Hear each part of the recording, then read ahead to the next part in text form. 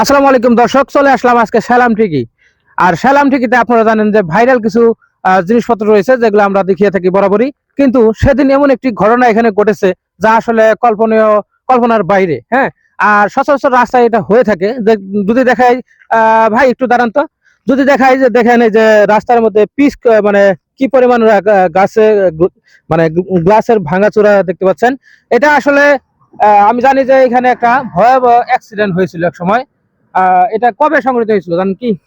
অ্যাক্সিডেন্টটা হয়েছিল গত শুক্রবার জুমার নামাজের 10-15 মিনিট আগে। এখানে ট্রাক এবং অটোর সাথে সরাসরি সংঘর্ষ হয়েছিল। মোটামুটি 3 জন গুরুতর আহত।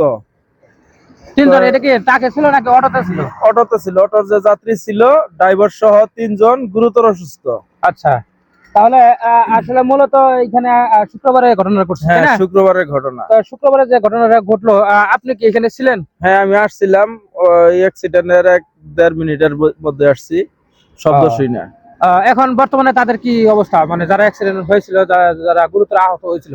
এখন মোটামুটি 2 জন সুস্থ আছে, একজন হাসপাতালে এখন পর্যন্ত আছে, চিকিৎসার অবস্থায় আছে।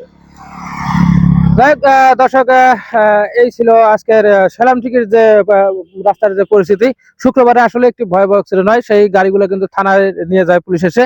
তো এইরকম একটা অনাকাঙ্ক্ষিত ঘটনা আসলে আমরা কখনো আশা করিনি। এরকম একটা সুন্দর, দেখতে পাচ্ছেন যে পাহাড়ি কত সুন্দর রাস্তা। হ্যাঁ, এটা আমি আমি যখন ড্রাইভিং করি, আমি নিজেও ড্রাইভ করি, আমি যখন ড্রাইভিং করে আমি মানে দুই পাশে দেখতে দেখতে, হ্যাঁ, সুন্দর মানে প্রাকৃতিক দৃশ্য দেখতে দেখতে যাই। কিন্তু কিছু কিছু ড্রাইভার আছে, তারা মানে এই ফাঁকা রাস্তা পেয়ে মানে 80, 90, 100-র উপরে টানে।